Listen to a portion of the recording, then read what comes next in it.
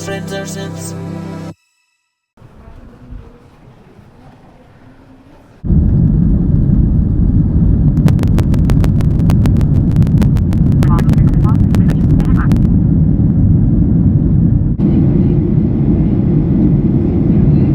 Hey, so today I am coming to you from sunny Korea, specifically South Korea obviously, because if this was North Korea then this would be an entirely different affair indeed. Now the reasons why I'm here in Seoul are fairly unimportant, but I do have a few days on my own and I'm planning to make the most of them. I flew in from Glasgow last night. It was a fairly long journey, I didn't really sleep, but I managed to explore Hongdae, which is the area that I'm staying in for this part of the journey a wee bit, and to be honest I felt a bit like a fish out of water. So I'm hoping that today I'll be able to kind of get my bearings a wee bit and understand where I am in the city and all that kind of thing. Now my plan for doing this is basically to go out and visit a bunch of different places that I can pick up old vinyl records. In particular, I want to go to the Dongmyo Flea Market, I think it's called. I'm fairly sure I am butchering that name. But the idea here is that I want to pick up records that I would never be able to find back home so that I can sample them. And in that regard, I have been inspired by Orna, who made a series of different albums where I think they were in Vietnam and they picked up all these old Chinese records. They sampled them, chopped them up, and made a really interesting collection of different albums called Shinwasari. If you haven't heard them, you should definitely go listen to them. But that's my plan. I'm going to basically get used to the subway system and everything by going to these different places. As part of that, I'm going to take you along with me and see what we find on the journey. So here we go.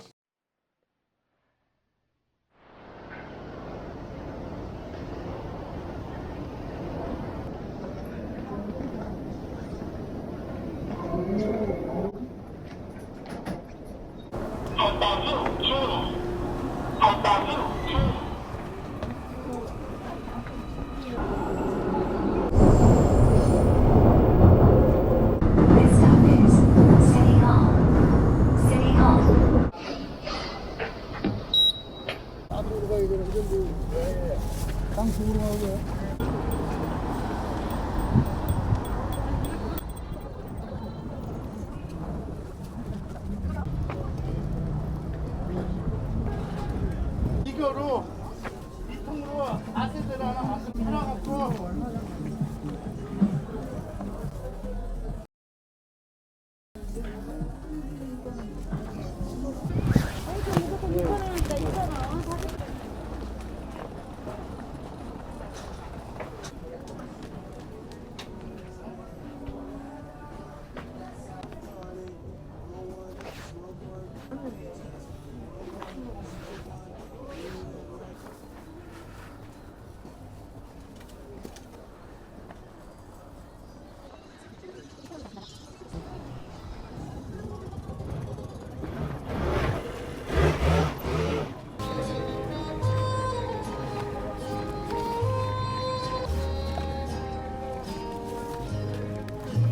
So we danced for one moment, and my darling, I will 여러분들, never change.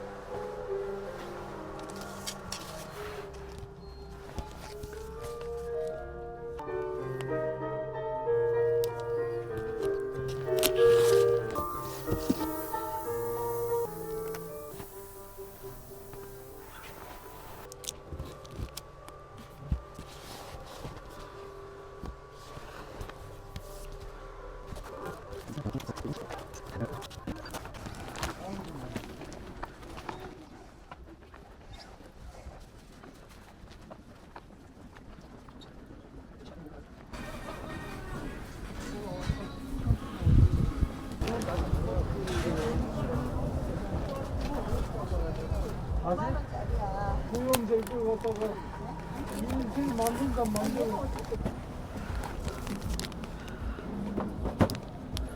놓고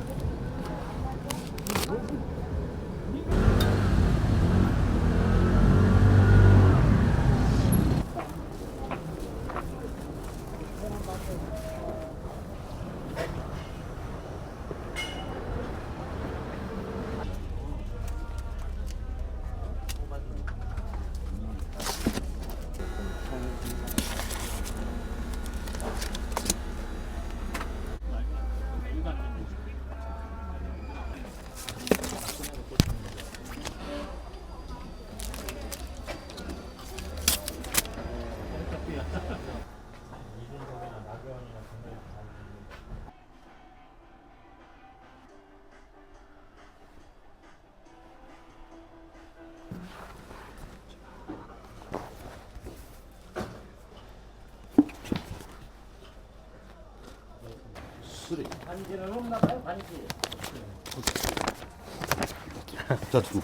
okay. 감사합니다. Thank you very much. So that was the market. As you could see, it was filled with a whole host of weird and wonderful things. Dried fish hanging in the walls, piles of clothes that people were rummaging through, and down every alleyway was something new. It wasn't quite as big as I expected, and unfortunately I only found a couple of shops that had records, and they were all very well organised in plastic sleeves and things like that. It wasn't quite the piles of dusty vinyl that I was expecting. Unfortunately, because it was so organised and they were charging full price for most of the records, I didn't really find anything that I liked, or at least not as much as I would have hoped for. Everything was a lot more expensive than I wanted to pay. All of the second-hand records I found were all Western, so not really what I'm interested in. They were the only reasonably priced ones. In the end, I did buy 3 Japanese records that I found for about 10,000 Korean won each, which is, I think, £6, so not that cheap, but I didn't want to come away with nothing. I'm going to head to another vinyl shop now, which I think is round the corner, and hopefully they'll have some better stuff for not too much money. Look at that TV.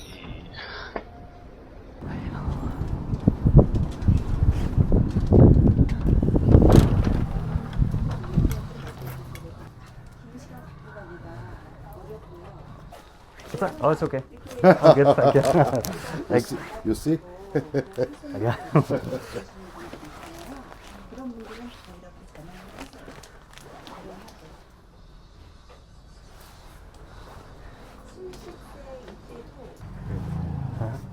All woman artists. Ah, okay. A, B, Ah. C, E, E. Gotcha. 이게 되고. Great.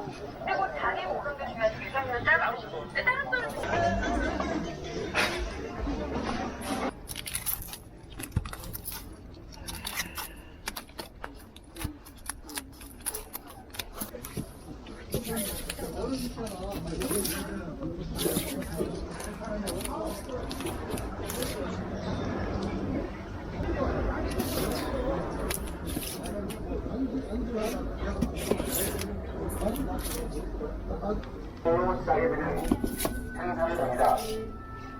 싱싱하고 맛있는 제주 성산포 은갈치를 8마리 생산자에 10,000원씩 판매합니다. 맑고 깨끗한 제주 황도가 태어난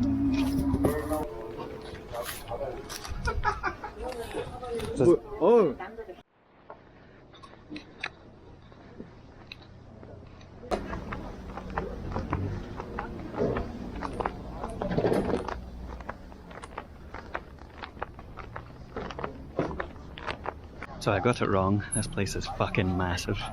It crosses the main road and there is shit everywhere. Like, there's a whole street that's just filled with like commercial kitchens. It's bonkers. I went into that other vinyl shop and it was all very organised and they kept directing me to the English section. Everything was full price again, so I quickly went elsewhere. They were nice but paying me a bit too much attention. I did find these other cool wee stalls that have got lots of second-hand stuff. Again, they said 10,000 for each old record, which is about £6, so same price as the last place, but I found lots of Korean stuff. I bought 4 and they ran after me after I left the shop and said, oh, this one's scratched. At least I think that's what he was saying. So he gave me another one for free, so I think I got 5 records for 35. 8,000, which is not bad. Funnily enough, there was another shop that I wanted to look at, and it seemed to have some pretty cool stuff, but the guy told me to go away and come back after he'd finished his lunch. At least, I think that's what he was saying. He might have been politely telling me just to fuck off, which, you know, understandable. So I think that's me done with the market. I'm going to walk back towards Hongdae. It's about 10 kilometres, whatever the fuck that is in miles, like 15 miles or something. So maybe a bit too far to walk. However, on the way, there's another record shop that's meant to have some second-hand stuff that might be worth checking out. It's called Seoul Records. I kind of struggled to find it on the map, but it's only 2 kilometres away, which I think is 3 miles. So that's fine, it's only 3 PM. I'll have a wee wander, see what it's like.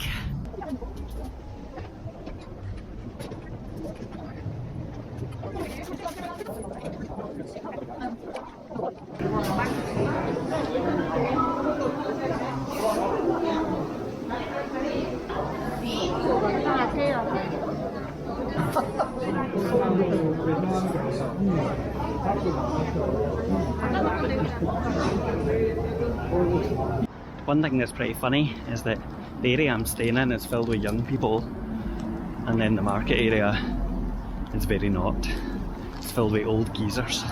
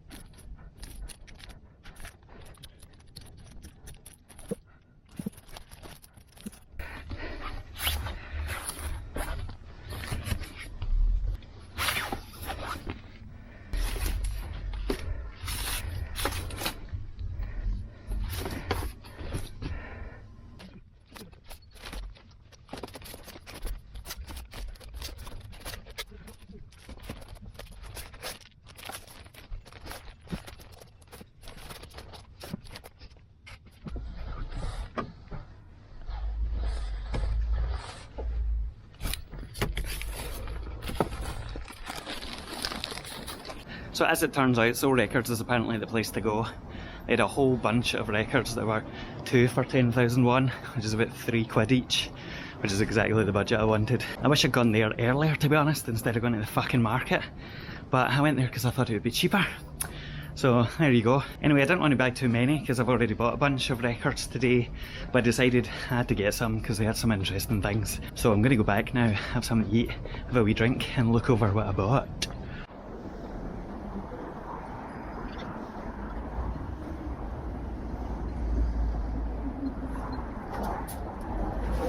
Okay, so that's me returned from my 5-hour jaunt around Seoul trying to find some bargain vinyl records. I'm sitting here with my can of Korean beer, I've got my delicious bottle of grape soju, and I've also been munching away on this bag of extra spicy tteokbokki flavoured crisps, which is actually making it quite hard to talk because my tongue is literally pishing with saliva. Anyway, at this point, I thought it made sense to look through the various treasures that I had unearthed and share them with you all. I think in total, I spent about £50-something on about 13 records, which to be honest, is a wee bit more money than I anticipated or wanted to spend on vinyl here. However, I'm not going to be in Seoul every other fucking week or whatever, so fuck it. The first 3 records are all Japanese and they all came from the same shop in the main market area. They were the first affordable non-Western records that I managed to find, and that's why I decided to pick them up. They each cost about 10,000 Korean won, which I think is something like 6 Great British pounds or $8 or something like that. So not the cheapest, but also not terrible. The first one, very traditional looking Japanese record. I have no idea what this is going to sound like, but I'm hoping that I can still sample some interesting vocals from this, perhaps. The second record, I have to say, I bought purely on the curiosity of the front cover. It has a very nice picture on there. I can't really date this at all. It's got the exact same picture on the rear, just a bit smaller. I've looked through the inside. It is a gatefold, which is quite nice, but I can't really figure out when this is from. The haircuts kind of say 90s, but then the clothes, I really don't know. And to be honest, I think Asian fashion is a bit different from Western fashion, so who knows, this could be the 50s for, well, I don't fucking know. The next album is by somebody called Sachiko Nishida. At least I think that's her name. This could well be the name of the record company. I have no fucking idea. I did actually take Japanese lessons for about a year. My band were meant to tour there and I thought it would be a great idea. However, after COVID struck and we weren't able to go, I gave up and now I literally can't read anything, so that's fucking helpful. I purely bought this record because of her haircut. Good haircuts usually equal interesting sampling possibilities, and also they kind of match the haircuts here. There's definitely a haircut resemblance, right? Right? The second set of records I got from this wee tiny hole-in-the-wall place across the main road from the kind of main market area that is listed on Google. I tried to go some other places, but they weren't for having it. These people were friendly enough. Yeah, the first album I picked up was this rather 70s looking cafe scene. All of the records I got from this place were Korean, as far as I can tell, which is good. That's what I was after. Again, no fucking idea what this is going to sound like. I mean, look at it. Look at it. The second record, also Korean, has this lady in the front. Again, that kind of 80s look about it. Who knows what this is going to be like, but I'm hoping I can get some interesting vocals from what's her chops here. Now for the next record, I bought this purely on the strength of the cover alone, and I think you'll see what I mean when you see it. I would take the plastic cover off so you could see it a bit better, but I'm a wee bit concerned about the structural integrity of the cardboard. So now on the face of it, I really like this colourful cover. It's quite psychedelic. However, the thing that kind of struck me is that we have Snow White here dancing with some random guy, and I have no idea why Snow White is on this cover. I initially thought it could be like a kids album or something. However, they had a few albums of this type with different people dancing and none of them had Snow White, so I'm really curious to figure out what the fuck is going on here, why Snow White is there. I'm fairly sure this was not authorised by Disney. It doesn't say anywhere on there. Yeah, so yeah, that'll be an interesting one. Now this final record is more of the kind of thing that I was interested in. It's got this very traditional looking front cover here. This was actually the record that the guy in the shop, once I'd paid for everything, ran after me down the street across the road, brought me back, and he was looking through and he was explaining, oh, this is an original, he said, and pulling out the record. And I kind of thought at first he wanted me to pay more money for this record, like, oh, this is special, I didn't realise you have it. But actually, I think what he might have been saying is that there are some scratches on it. There is some micro scratches on there. I don't really give a fuck because I'm going to be sampling it anyway. However, it then told me to pick another album for free, and I got this one. This is a very 80s looking Korean album. Again, I'm hoping there's some interesting sounds on there that I can use. Now we come on to the final set of records, which all came from a shop called Soul Records. This was an actual proper shop, which had, you know, Nirvana and all that kind of stuff in there, but also had a wide selection of weird and wonderful second-hand records, which obviously are the ones I picked up. These were 5,000 Korean won per record, which works out at about £3 something, which was exactly the price I wanted. Now looking through these, I've literally just pulled out this, and I bought this particular record because I liked the look of the front cover. Now, I wondered about this one because when I went to the desk, they pointed at something and said, LP, you understand? And I was like, yeah, it's an album, yeah. However, what I've just realised is that what she was saying was that this is a Laservision CD video disc, which I have never fucking heard of. Look at this. It's a fucking CD record. I have never seen this in my life. What the fuck? A CD video LP. I don't even know. I honestly have no idea what to do with this. I mean, I got it for £3, so I'm not going to complain, but what the fuck? What is this? It's like the world's biggest fucking CD. Fuck, I hope they're not all... No, they are. Others are LPs. Thank fuck. Oh, they're rough as well. Oh, they're really rough.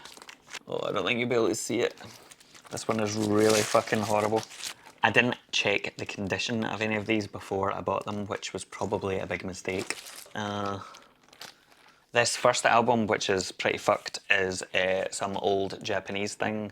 I thought I'd find some interesting sounds on there, but I don't think I'll be putting that on my turntable. Suddenly, the bargain price of 5,000 Korean won is not looking so hot, given that one of them is a completely unplayable video LD disc and the other is fucked. So, fuck. I picked this one up because it's got an interesting cover, also Japanese, I believe.